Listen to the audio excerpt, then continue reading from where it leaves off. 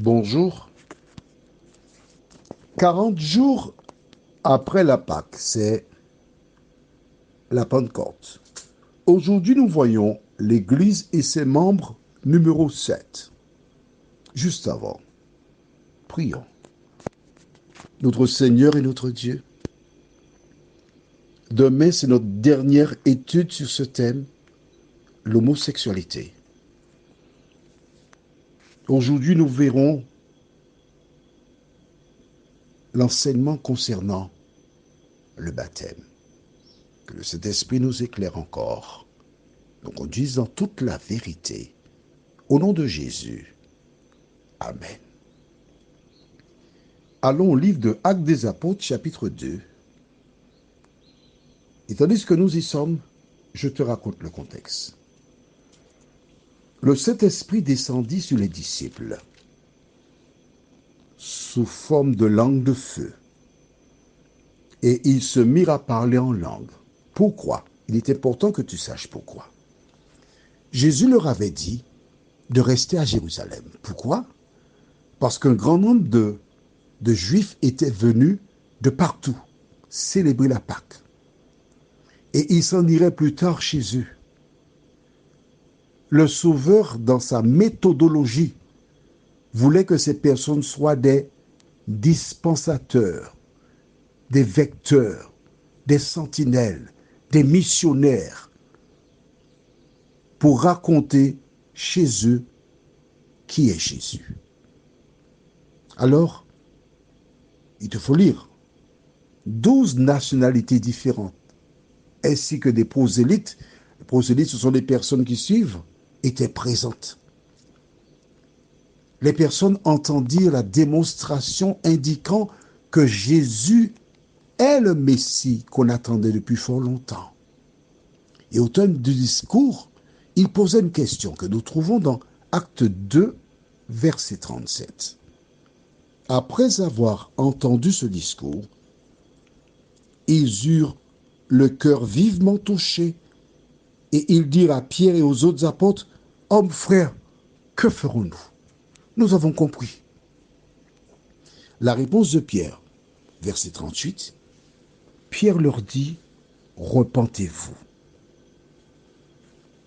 et que chacun de vous soit baptisé au nom de Jésus-Christ à cause du pardon de vos péchés, et vous recevrez le don du Saint-Esprit. » Quel que soit l'individu qui entend l'Évangile, lorsqu'il est convaincu que Jésus est son sauveur, il doit se repentir. Si tu te livres à la prostitution, tu dois arrêter de faire la prostitution. Si tu volais, tu dois arrêter de voler. Tu dois te repentir. Et quand tu t'es repenti, tu rentres dans l'eau pour être baptisé, tu es plongé, l'eau devient une tombe liquide.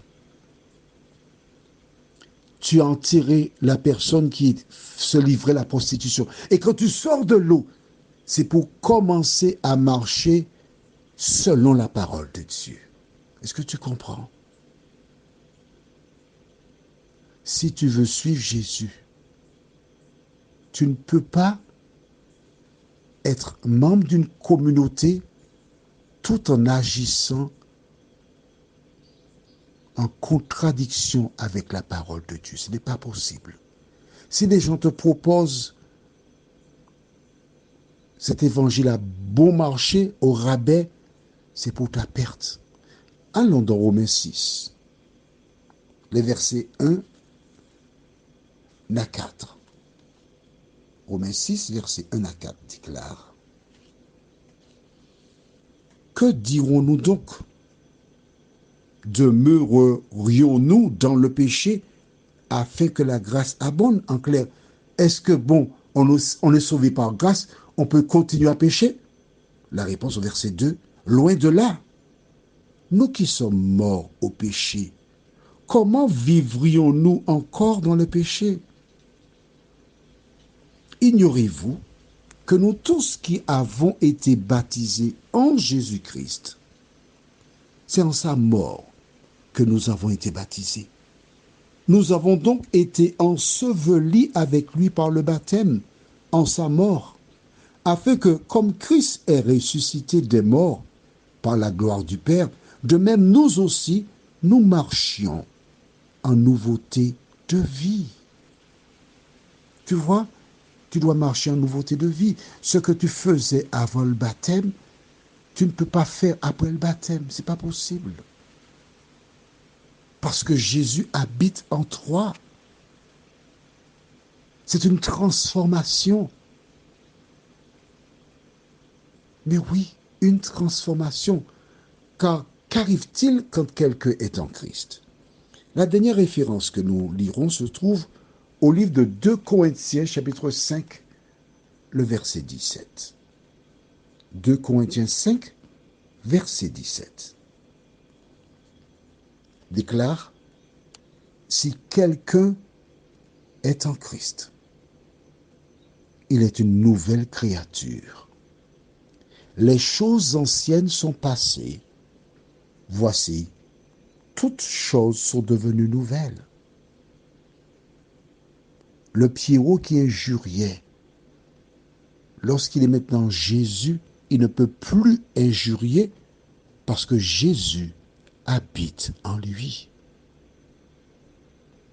La Phénicienne qui se livrait à la prostitution, une fois qu'elle a accepté Jésus, elle ne peut plus continuer à se prostituer parce qu'elle est une nouvelle créature.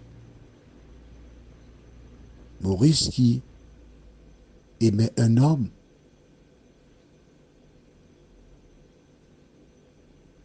il demande à Dieu de lui donner la force pour aimer une femme. Maryse qui aimait une femme demande à Dieu la force pour aimer un homme. C'est ça la différence. Alors si tu veux marcher selon l'enseignement de la Bible, c'est ce qu'elle enseigne. Si tu n'es pas prête ou prêt à changer de manière de vivre, alors continue de prier et demande à Dieu la force pour que tu le choisisses. Car Dieu ne saurait en aucune manière abaisser le standard. Écrit dans le cahier Malachie 3, verset 6. Car je suis l'Éternel, je ne change pas. Dieu ne peut pas changer. Parce qu'une fois qu'une parole est sortie de ses lèvres, il ne peut pas revenir dessus. Tu sais pourquoi? C'est pour qu'on le craigne. Voilà pourquoi il a ce comportement. Je t'aime. C'est pourquoi tu vois, depuis que nous avons commencé cette série jusqu'à présent, à aucun moment je t'ai condamné, je t'ai jeté la pierre. Je t'ai présenté seulement l'évangile tel que la Bible le révèle. Tu as le choix entre obéir à la parole ou la rejeter. Quel que soit ton choix, Dieu respecte ta volonté. Prions. Notre Seigneur et notre Dieu, demain c'est notre dernière étude sur ce thème. Au cours de ces semaines, nous avons vu ce que tu attends de tes enfants. Merci Seigneur de continuer ton œuvre dans le cœur de chacun et que nous puissions jour après jour te rechercher. Nous t'avons prié au nom de Jésus et pour ta gloire éternelle. Amen. Que l'Éternel continue de te bénir. Je te souhaite une bonne journée sous le regard de Dieu.